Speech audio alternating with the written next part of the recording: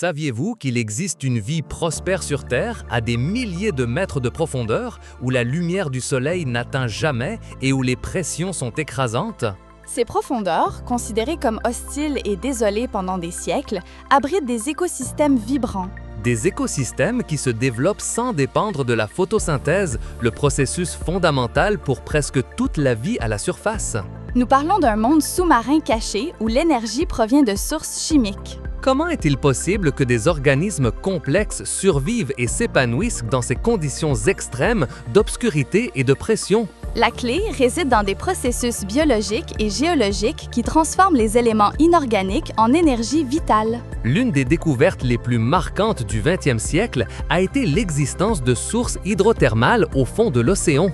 Avant 1977, la communauté scientifique pensait que la vie dans les profondeurs abyssales était très rare. On pensait qu'il ne pouvait exister qu'une quantité limitée d'organismes qui dépendaient de la matière organique tombant de la surface.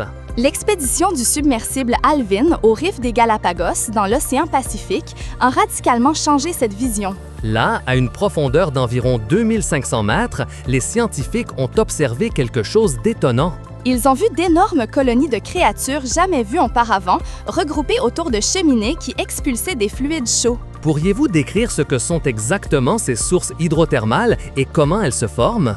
Les sources hydrothermales sont des ouvertures dans le fond marin où de l'eau surchauffée riche en minéraux émerge de la croûte terrestre. Elles se forment dans les zones d'activité volcanique, généralement aux limites des plaques tectoniques divergentes où le magma est proche de la surface. L'eau de mer froide s'infiltre à travers les fissures de la croûte océanique, descendant jusqu'à plusieurs kilomètres de profondeur. À mesure que l'eau se rapproche du magma, elle est chauffée à des températures extrêmement élevées, dépassant parfois les 400 degrés Celsius. Cette eau chauffée devient très réactive et dissout les métaux et les minéraux des roches environnantes. Elle comprend des éléments tels que le sulfure d'hydrogène, le fer, le cuivre, le zinc, le manganèse et d'autres composés chimiques. En remontant à travers les cheminées du fond marin, cette solution chaude rencontre l'eau froide de l'océan. Le mélange provoque la précipitation des minéraux dissous, formant des dépôts qui construisent les structures des cheminées. Ces cheminées peuvent croître avec le temps, atteignant des hauteurs de plusieurs dizaines de mètres. Les plus connus sont les fuleurs noires, qui expulsent des fluides sombres remplis de sulfure métallique. Il existe également des fumerolles blanches qui émettent des fluides plus froids et riches en barium, calcium et silicium. Quel type d'organisme constitue la base de ces écosystèmes hydrothermaux? La base de la chaîne alimentaire dans ces environnements est la chimiosynthèse et non la photosynthèse. Au lieu d'utiliser la lumière du soleil, les organismes chimiosynthétiques tirent leur énergie de l'oxydation de composés chimiques. Principalement, ils utilisent du sulfure d'hydrogène, du méthane ou de l'ammoniac présent dans les fluides hydrothermaux. Des bactéries et des archées spécialisées sont les producteurs primaires, convertissant ces composés inorganiques en matière organique.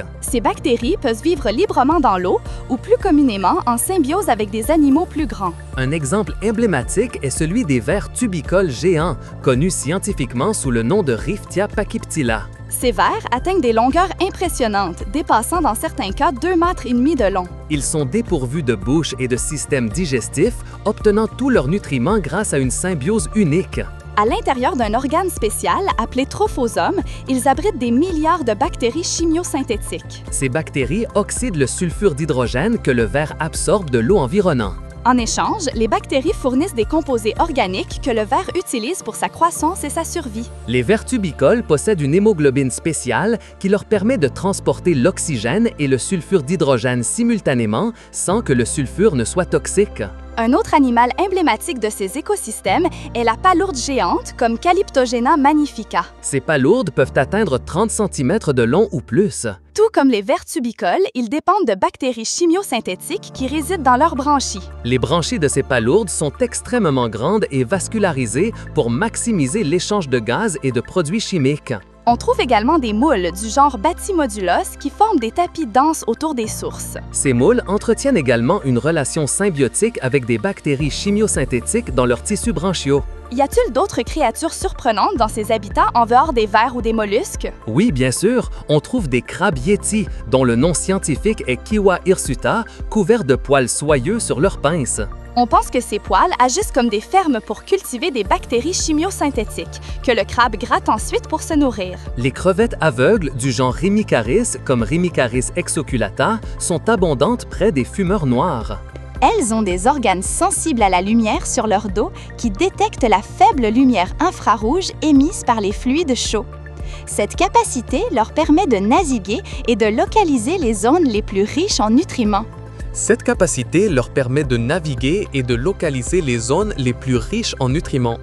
Il existe également des poulpes des profondeurs, des poissons anguilles et des escargots avec des coquilles faites de fer. L'escargot écailleux ou Chrysomalon squamiferum est un exemple remarquable avec un pied de fer. Sa carapace est recouverte de plaques de sulfure de fer, ce qui en fait l'une des créatures les plus résistantes connues. Cette carapace unique lui offre une défense exceptionnelle contre les prédateurs tels que les crabes. La vitesse de croissance dans ces écosystèmes est stupéfiante, surtout si on la compare à d'autres parties de l'océan profond. Dans les vastes plaines abyssales, la vie est rare et la croissance est lente en raison du manque de nourriture. Cependant, autour des sources hydrothermales, l'émission constante d'énergie chimique soutient une biomasse dense et dynamique. Un seul champ hydrothermal peut abriter des milliers d'espèces, dont beaucoup sont endémiques, ce qui signifie qu'on ne les trouve nulle part ailleurs sur la planète. Les champs de sources hydrothermales sont comme des oasis de vie dans un désert océanique. Quelles autres formes d'écosystèmes de chimiosynthèse existent en dehors des sources hydrothermales? Un autre type important est celui des suintements froids ou cold seeps. Contrairement aux sources hydrothermales qui sont alimentées par la chaleur volcanique, les suintements froids se forment par la libération lente de gaz et de fluides. Ces gaz et fluides, comme le méthane, le sulfure d'hydrogène et d'autres hydrocarbures, s'échappent du sédiment du fond marin. Ils sont souvent associés aux marges continentales où les sédiments s'accumulent et où les gaz sont générés par des processus géologiques ou microbiens. La pression et la basse température dans les profondeurs permettent au méthane de former des hydrates de méthane, une sorte de glace combustible. Lorsque ces hydrates se déstabilisent ou se décomposent, ils libèrent du méthane gazeux et fluide. Les communautés de suintements froids reposent également sur la chimiosynthèse, mais avec des bactéries qui métabolisent le méthane et le sulfure d'hydrogène. Les créatures typiques des suintements froids comprennent de grands champs de moules chimiosynthétiques du genre Batymodiolus. Il existe également des colonies de palourdes du genre Calyptogena, similaires à celles que l'on trouve dans les sources hydrothermales. Les vers tubicoles géants sont également présents, mais il s'agit souvent d'espèces différentes de celles des sources hydrothermales. Un cas fascinant dans les suintements froids est celui des piscines de saumure ou brine pools. Ce sont des dépressions dans le fond marin où s'accumule de l'eau hypersaline, souvent 3 ou 4 fois plus salée que l'eau de mer normale. La forte salinité rend cette eau beaucoup plus dense, de sorte qu'elle forme une couche distincte qui ne se mélange pas à l'eau océanique environnante. Certaines de ces piscines sont anoxiques, c'est-à-dire qu'elles manquent d'oxygène et peuvent contenir des fortes concentrations de sulfure d'hydrogène. Malgré ces conditions extrêmes, des communautés microbiennes et animales spécialisées se développent sur les bords de ces piscines. Des organismes adaptés peuvent vivre à la limite entre la saumure et l'eau normale, profitant des gradients chimiques. Un exemple notoire est la piscine de saumure Atlantis dans le golfe du Mexique, découverte à plus de 2000 mètres de profondeur. Cette piscine a une température d'environ 19 degrés Celsius, contrairement à l'eau environnante de 4 degrés Celsius. Elle contient du méthane et du sulfure d'hydrogène en forte concentration, servant de nourriture à une diverse communauté microbienne. Les palourdes et les moules qui vivent sur ces bords sont remarquablement grandes. Quelles sont les adaptations les plus impressionnantes qui permettent à ces créatures de survivre dans un environnement aussi inhospitalier? L'adaptation à la pression extrême est fondamentale, car à 4000 mètres de profondeur, la pression peut dépasser les 400 atmosphères. C'est équivalent à avoir le poids d'un petit éléphant concentré sur la surface d'une pièce d'1 $. Les organismes des profondeurs marines ont des corps flexibles et sont dépourvus d'espaces remplis de gaz, comme les vessie natatmores. Leurs cellules et leurs protéines sont structurées pour fonctionner efficacement sous une pression immense. Nombreuses espèces ont des corps gélatineux et une forte proportion d'eau dans leurs tissus, ce qui leur permet de maintenir leur forme. L'adaptation à l'obscurité perpétuelle est une autre caractéristique distinctive. La bioluminescence est courante, où les organismes produisent leur propre lumière grâce à des réactions chimiques. Ils utilisent la bioluminescence pour attirer des proies, détourner des prédateurs ou communiquer. Les poissons abyssales ont souvent des yeux grands et sensibles pour capter la moindre trace de lumière. D'autres, comme le poisson dragon ou la baudroie abyssale, ont des lards bioluminescents pour attirer leurs victimes. Certains organismes, comme les crevettes des sources hydrothermales déjà mentionnées, ont développé la capacité de détecter la lumière infrarouge. Comment les organismes font-ils pour se procurer de la nourriture dans des endroits où il n'y a pas de lumière et où la nourriture est rare? En dehors des oasis chimiosynthétiques, la majorité de la vie dans les profondeurs dépend de la neige marine. La neige marine est une constante pluie de détritus organiques comme des particules d'algues mortes et des restes d'animaux qui descendent de la surface. Cependant, cette source de nourriture est très dispersée et ne soutient pas une grande biomasse. Les animaux qui vivent dans ces plaines abyssales ont des métabolismes extrêmement lents pour conserver l'énergie.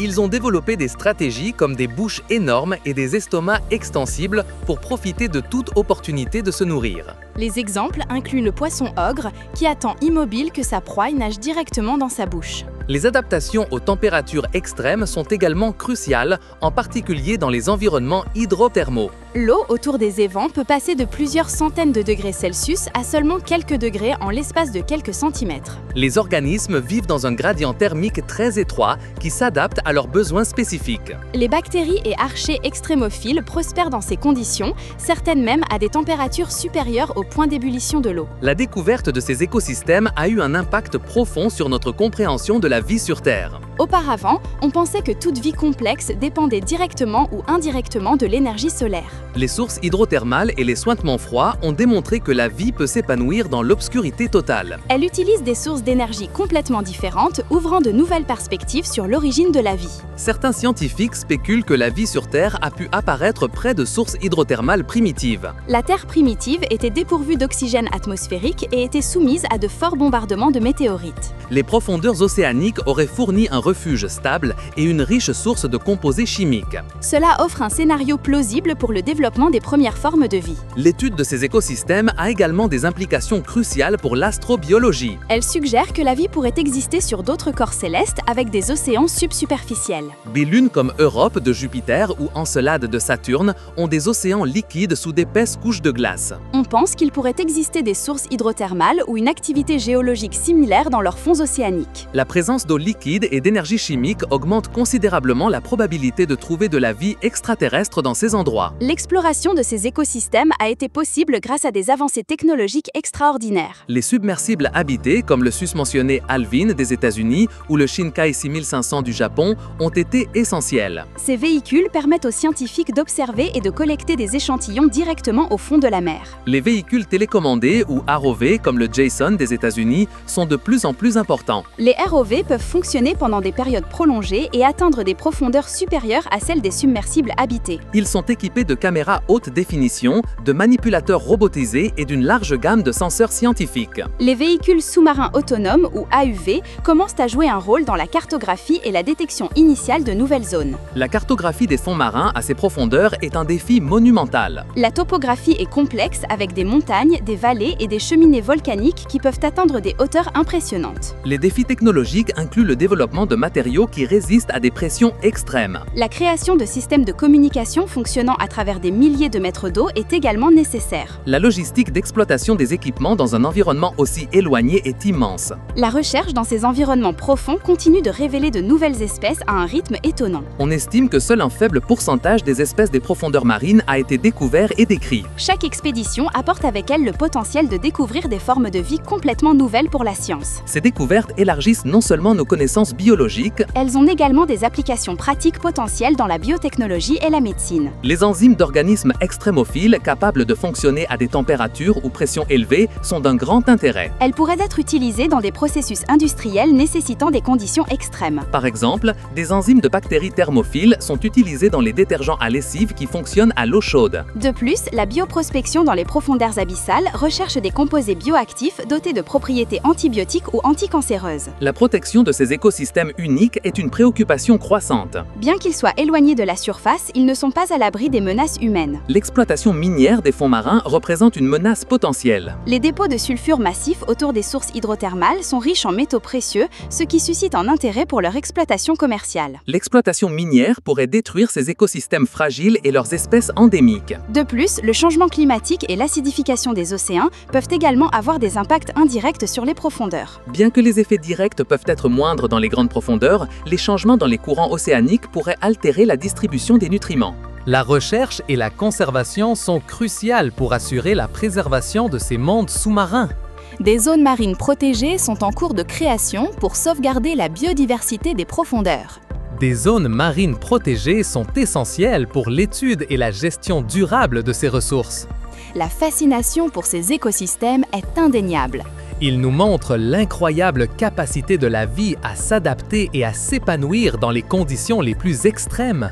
Ils nous rappellent qu'il existe encore de vastes zones inexplorées et des merveilles à découvrir sur notre propre planète. Alors, explorateurs, la prochaine fois que vous regarderez l'océan, pensez au monde caché. Ces mondes existent à des milliers de mètres sous les vagues, où la vie défie tout ce que nous croyons possible. Si cette immersion dans les profondeurs sans soleil vous a autant captivé que nous, n'oubliez pas de liker cette vidéo.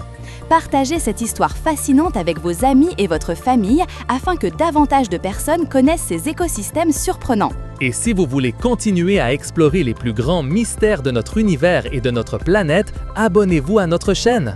Laissez un commentaire ci-dessous en nous disant quelle créature des profondeurs vous a semblé la plus étonnante.